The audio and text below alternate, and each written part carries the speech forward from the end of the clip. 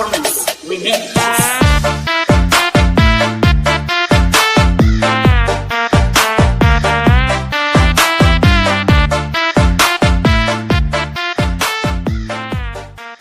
Yang hal ini kami lakukan adalah sedang melakukan penelitian vaksin fase 3 untuk COVID-19. Nama vaksinnya adalah vaksin Longcom. Itu bedanya dengan Sinovac yang sudah beredar di masyarakat ini, mungkin pertama bisa dilihat dari jadwal pemberiannya. Jadwal pemberiannya adalah 30 hari sekali selama 3 kali, jadi 3 bulan ya Bu ya. Nanti pemberiannya kan kalau COVID kan 14 hari, terus cuma 2 kali. Kalau kami 3 kali, jaraknya 30 hari. Kenapa harus ada banyak vaksin yang beredar? Ya karena memang kebutuhannya sangat tinggi untuk menghilangkan corona ini, mengakhiri pandemi ini.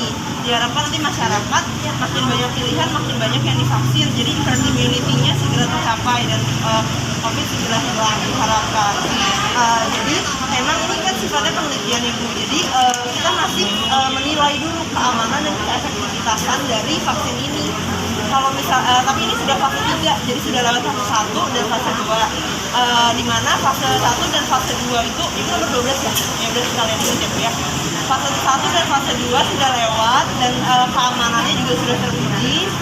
Di mana memang tadi persentasenya di fase kedua itu 94% subjek memiliki kekebalan terhadap COVID-19.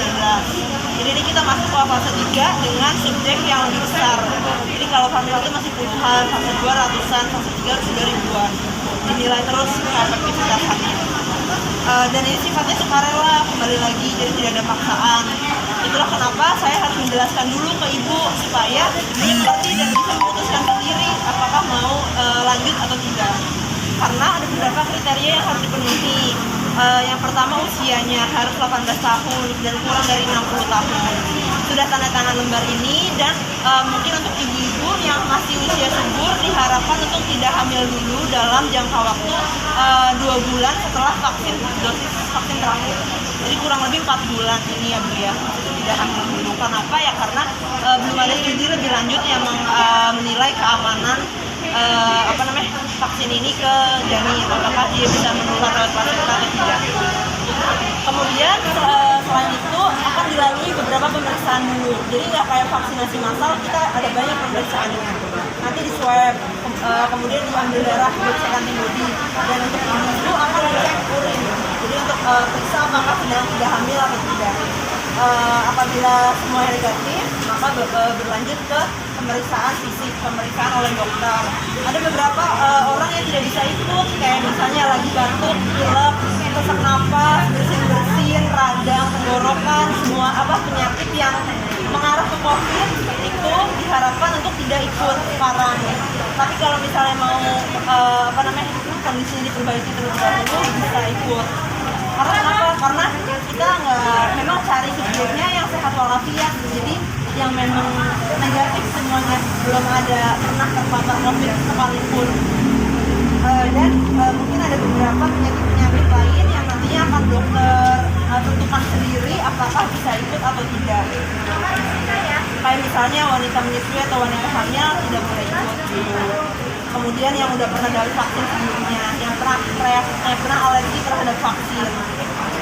Kemudian setelah nanti dinyatakan oleh dokter bisa ikut, nanti akan mendapat vaksin. Tapi ketika mendapat vaksin itu akan dibagi juga dalam 2 kelompok. Jadi kelompok yang mendapat vaksin dan juga kelompok yang tidak mendapat vaksin. Jadi dalam penelitian itu memang sifatnya membandingkan kan dia antara kelompok yang mendapat perlakuan atau yang mendapat vaksin dan yang tidak mendapat perlakuan atau mendapat placebo. Jadi cairan placebo itu tidak ada isinya dan tidak ada efek apapun terhadap tubuh, baik efek protektif ataupun efek samping yang buruk, itu minimal. Jadi nanti ada kelompok yang nggak dapat vaksin, tapi tidak perlu khawatir, di akhir penelitian di bulan ke-14 itu akan tetap disuntikan vaksin dengan dosis yang sama. Hanya saja kita tidak ada yang tahu siapa yang dapat placebo, siapa yang dapat vaksin. Tapi karena kita tapi tetap diikutin sama, perlakuannya sama, semua subjek yang sudah ikut penelitian akan tetap di follow up selama 14 bulan. Kalau ada kejadian yang tidak diinginkan, misalnya kalau ternyata positif COVID, itu nanti akan ada perlindungannya. Jadi nanti akan ada asuransi yang membiayai perawatan atau cedera yang terjadi selama menjadi subjek penelitian. Nah ini mungkin ada jadwal penelitian kami 3 bulan awal itu full divaksinasi ya, 3 bulan ini. Kemudian akan dilanjutkan pemantauannya selama 14 bulan. Nanti kalau misalnya ada kejadian yang tidak diinginkan, segera hubungi pihak kami, pihak peneliti untuk nanti bisa dibantu biaya perawatannya. Mungkin bedanya itu dengan yang vaksinasi massal karena akan mendapat pemantauan. Nah, maka dari itu diharapkan Bapak dan Ibu tetap menjaga komunikasi dengan kami supaya kami bisa bantu, dan karena kalau sewaktu-waktu Bapak dan Ibu keluar dari penelitian ini, benefit atau keuntungan yang ditawarkan dari penelitian kami itu akan hilang juga. Jadi kalau misalnya nanti Bapak dan Ibu udah keburu keluar dari penelitian, tiba-tiba ada efek samping yang tidak diinginkan, itu nggak dapet biaya perawatan asuransinya gitu. Dan itu sudah ada di dalam semua. Itu selain itu ada beberapa kontak-kontak yang dapat dihubungin apabila ada hal-hal yang ingin ditanyakan selama penelitian. Nanti juga lembar ini pun akan kami berikan ke Bapak dan Ibu untuk dibawa pulang, dibaca berkali-kali. Kalau ada yang ditanyakan, tanyakan saja gitu.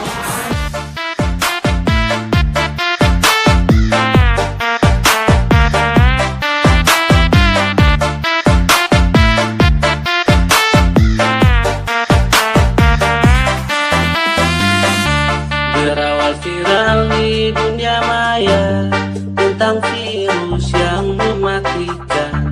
Virus corona itulah namanya, yang berasal dari binatang.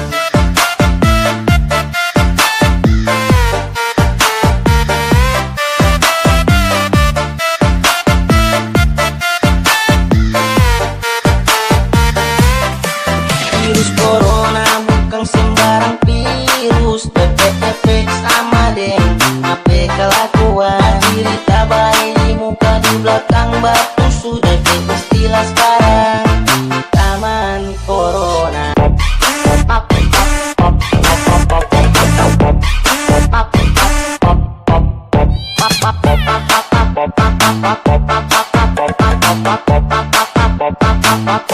Majaungan.